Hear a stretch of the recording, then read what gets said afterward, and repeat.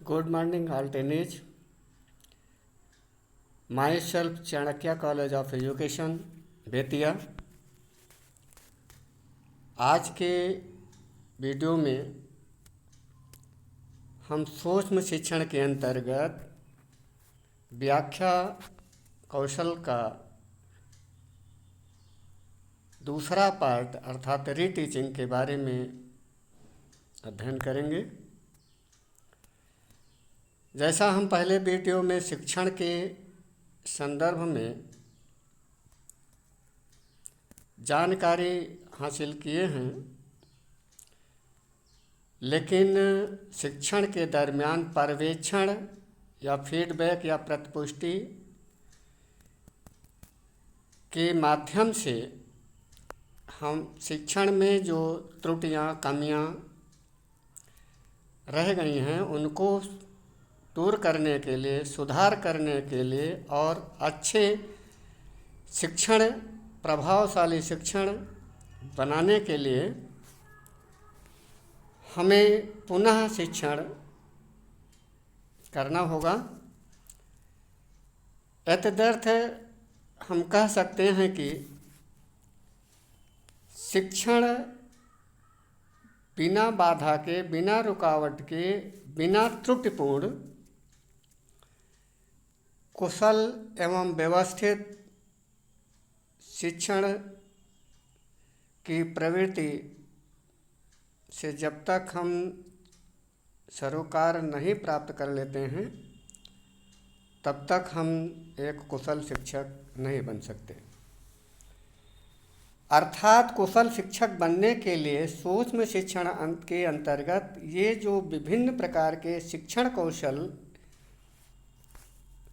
नवाचार के रूप में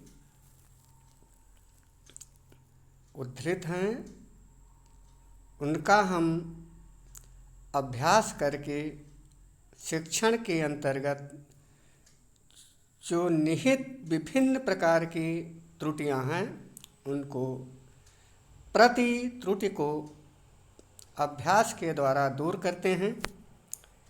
इस प्रकार से हम अभ्यास जब तक करते रहते हैं जब तक कि हमारी अध्ययन में, अध्यापन की प्रक्रिया में कोई भी त्रुटि न रह जाए, अर्थात त्रुटि मुक्ति शिक्षण, कुशल शिक्षण होता है। अब हम इसी विधि को अपने शिक्षण में इन कौशलों को प्रभावपूर्ण रूप से या प्रभावी रूप से बनने के लिए, पारंगत होने के लिए हम बार बार अभ्यास करते हैं और इसी अभ्यास को हम पुनः शिक्षण कहते हैं। इस प्रकार से पुनः शिक्षण में फिर पहले की तुलना में जो कमियां अभी भी शेष रह गई हैं उनको फिर पुनः हम पाठ्य योजना निर्माण करते हैं और फिर शिक्षण कार्य करते हैं। इस प्रकार से हम शिक्षण करते समय प्रतिपुष्टि, फीडबैक या जो कमियां हैं उन कमियों को जान पाते हैं और उन कमियों को फिर पुनः शिक्षण के माध्यम से दूर करने का प्रयास करते हैं। इस प्रकार से यह प्रक्रिया शाश्वत लगातार चलती रहती है और इसी प्रक्रिया को आज के इस वीडियो में हम पुनः रिपीट कर रहे हैं, प्रस्तुत कर रहे हैं। जैसा कि पाठ्य योजना द्वारा ये प्रस्तुत है, पाठ संख्या या पाठ्य योजना नंबर 2 कौशल का नाम है व्याख्या कौशल, संस्थान का नाम, फिर दूसरे उसके नीचे छात्राध्यापक या छात्राध्यापिका का नाम, फिर उसके नीचे लेफ्ट साइड में ही है फिर दिनांक 20/4/2021, फिर उसके नीचे क्लास 9 और सेंटर में है विषय हिंदी, उप विषय कथानक ऑब्लिक कहानी या गद्य, प्रकरण है जापानी बालक। राइट साइड में ऊपर में कालांश प्रथम, समय 6 मिनट और आज का ये पुनः शिक्षण रीटीचिंग के बारे में हम अध्ययन करेंगे। तो जैसा कि हम कल शिक्षण में जो अध्ययन किए थे, जो त्रुटियां रही थी, आज वो त्रुटियां इनमें पहले कल की तुलना में कम होंगी, या नगण्य हो तो बहुत बेहतर है। लेकिन जब तक ये कमियां हमारे शिक्षण में देखने को मिलेंगी प्रतिमुष्टि के माध्यम से, तब तक इन कमियों को दूर करने के लिए हम बार बार अभ्यास करते रहेंगे, अर्थात पुनः शिक्षण करते रहेंगे। तो सबसे पहले हम जानेंगे व्याख्या कौशल में बच्चों, हमारे देश के सुदूर पूर्व में एक देश है जिसका नाम जापान है। उस देश के नाम पर ही वहाँ के बालक को जापानी बालक कहा जाता है। यह देश चारों ओर समुद्र से घिरा है। किससे घिरा है? समुद्र से घिरा है। सूर्य सबसे पहले जापान में निकलता है। जापानी लड़के रंगीन और वेट बूटेदार पीले कपड़े पहनते हैं। रंगीन, बोल बूटेदार, पीले। और लड़कियां लाल कपड़े पहनती हैं। उन्हें फूलों का बहुत शौक़ होता है। वे फूलों को अपने सिर पर बांधते हैं और फूलों की तरह वे भी बहुत हंसमुख रहते हैं। उन्हें फूलों से बहुत प्यार होने के कारण उनके मकानों, कपड़ों और किताबों पर फूल बने रहते हैं। इस प्रकार से मकानों, कपड़ों और किताबों। अब ये हमारा जो स्टेटमेंट था, ये जो हमारा कथन था, जो एक्सप्लेनेशन था, एक्सप्लेनेशन कार्य करते समय छात्र अध्यापक क्रिया या दूसरे कॉलम के बजाय जो तीसरा कॉलम आता है, सभी छात्र शिक्षक द्वारा किया जा रहा कथन कार्य व्यवस्थित रूप से ध्यान दे करके श्रवण कर रहे हैं और सारांश रूप में अपनी उत्तर पुस्तिका में नोट करेंगे। टीचिंग एड सहायक सामग्री वाले कॉलम में जापानी बालक का चित्र एक लगेगा। कथन का 1/3 भाग पूरा जो स्टेटमेंट होता है, व्याख्या होता है, स्पष्टीकरण जितना किया जाता है अपने विषय वस्तु का, उसका 1/3 भाग, 1/3 भाग सारांश के रूप में श्यामपट्ट वाले कार्य में जस्ट जहाँ पर ये व्याख्या स्पष्टीकरण समाप्त होता है, उसी के सीध में लास्ट वाले कॉलम में श्यामपट्ट वाले वर्ग में लिखा जाता है। जैसा कि ये स्पष्ट दर्शाया गया है, लिखा हुआ है सारांश ये है, और 1/3 भाग ये लिखा जाता है।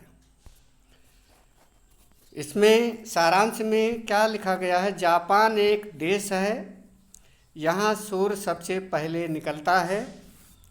यहाँ के लड़के पीले तथा लड़कियाँ लाल कपड़े पहनती हैं। सारांश में जो हेड पॉइंट्स होता है, निष्कर्ष बिल्कुल समरी, उसका उल्लेख करते हैं। इस प्रकार से अब हम जानकारी ये करते हैं कि जो स्टेटमेंट दिया गया है, जो कथन कार्य किया गया, उसमें से बच्चा कितना ग्रहण किया, अर्जित किया, अर्थात उसको कितने नवीन ज्ञान की प्राप्ति हुई है, इसका ज्ञान या जानकारी करने के लिए हम अवबोध के प्रश्न करते हैं। और इस अवबोध के प्रश्न में 2-3 प्रश्न पूछ करके हम ये पता कर लेते हैं कि बच्चे को, छात्र को स्पष्टीकरण, इस व्याख्या से नवीन ज्ञान कितना ग्रहण किया है, अर्जित किया। जैसे उदाहरण के तौर पर पहला लिया गया है, बालक के देश का क्या नाम है? तो छात्र क्रिया में उत्तर मिलता है बालक के देश का नाम जापान है। कभी कभी क्या होता है कि उत्तर जो होता है वह पूर्ण न मिल करके छात्र अधूरा उत्तर देता है। तात्पर्य है कि वह केवल, जैसे प्रश्न किया गया कि बालक के देश का क्या नाम है, या तो उत्तर में मिलता है कि केवल जापान। तो यह जापान शब्द को केवल नामकरण लेना ही या करना ही या बता देना ही पर्याप्त या पूरा उत्तर नहीं होगा। इस तरह से पूरा उत्तर तभी होता है जब हम प्रश्न को दोहराते हुए और उत्तर को बताते हैं या प्रस्तुत करते हैं, बोलते हैं। इस प्रकार से हमें ध्यान देना चाहिए कि अगर बच्चा या छात्र अधूरा उत्तर देता है तो अध्यापक को, छात्राध्यापक को पुनः यह इंगित करें, संकेत करना चाहिए, उसे बताना चाहिए कि फिर से पुनः उत्तर दो। जब तक वो पूरा उत्तर नहीं देता है तब तक उसे उस उत्तर को स्वीकार न करें। दूसरा प्रश्न है, सूर्य सबसे पहले कहाँ निकलता है? इसका उत्तर अधूरा के रूप में हो सकता है जापान, लेकिन पूरा उत्तर प्रश्न को पुनः रिपीट करते हुए, पुनरावृत्ति करते हुए, दोहराते हुए उत्तर देना। जैसे कि उत्तर मिल रहा है सूर्य सबसे पहले जापान में निकलता है, यह प्रश्न का पूरा उत्तर होता है। इसी प्रकार से तीसरा जो प्रश्न हम इसमें से जानना चाहेंगे कि जापानी बालक कैसे कपड़े पहनते हैं, तो उत्तर में छात्राध्यापक क्रिया के अंतर्गत उत्तर प्राप्त होता है, जापानी बालक रंगीन, बेल बूटेदार, छीट के पीले कपड़े पहनते हैं। इस प्रकार से अब हम जो पूरा उत्तर प्राप्त होने के बाद जो एक्सप्लेनेशन के अंतर्गत, इस व्याख्या के अंतर्गत, कथन के अंतर्गत जो महत्वपूर्ण बिंदु है, उन हेड्स पॉइंट्स को श्यामपट्ट वाले कार्य में यहाँ नोट करते हैं। और फिर जैसे उदाहरण के तौर पर दिया गया है, महत्वपूर्ण बिंदु रंगीन, बेल बूटेदार, छीट के पीले कपड़े। इस प्रकार से जो मेन पॉइंट, हेड पॉइंट होता है, उसको इस कॉलम में नोट कर दिया जाता है। तत्पश्चात छात्र अपनी उत्तर पुस्तिका में वह नोट करता है। और फिर जब नोट करने के पश्चात छात्राध्यापक द्वारा यह निर्देश दिया जाता है कि वह उस को एक बार, अर्थात की गई व्याख्या को, स्पष्टीकरण को पूरा दोहरान कार्य करे। यदि कोई समस्या कहीं पर भी होती है तो वो पुनः अवगत हो, पूछ ले। और इस बात को दोहराते हुए छात्राध्यापक निर्देश देता है कि पुनः सभी छात्र अपनी अर्जित नवीन ज्ञान के प्रति अर्थात की गई व्याख्या के प्रति पूर्ण रूप से संतुष्ट हैं या नहीं। जो नहीं है तो वो कहाँ पर क्या उनका समस्या है, उस समस्या को समाधान कर सकते हैं। इस प्रकार से निर्देश देता है कि सभी छात्र कल जापानी बालक नामक प्रकरण को याद करके आएंगे, इनके प्रश्नोत्तर को भी तैयार करके आएंगे।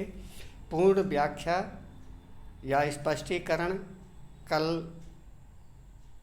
आपको सुनाना है। इस तरह से पूर्ण तैयारी के साथ आपको अपना यह विषय वस्तु तैयार करके आना होगा। और इन्हीं शब्दों के साथ आज के इस वीडियो में व्याख्या नामक कौशल का दूसरा पार्ट हम समाप्त करते हैं। और अगले कल चौथे वीडियो में हम इस शिक्षण और पुनः शिक्षण द्वारा जो हम पर्यवेक्षण के माध्यम से निरीक्षण तालिका का निर्माण करते हैं और निरीक्षण तालिका के आधार पर फिर हम जो मूल्यांकन तालिका का निर्माण करते हैं और यह जानते हैं कि स्टेटस क्या है, उसका स्तर क्या है, शैक्षिक स्तर को ज्ञान करने के लिए हम दोनों तालिकाओं का जो निरूपण कल के वीडियो में अर्थात नेक्स्ट वीडियो में अर्थात पार्ट 4 में करेंगे। तब तक के लिए धन्यवाद।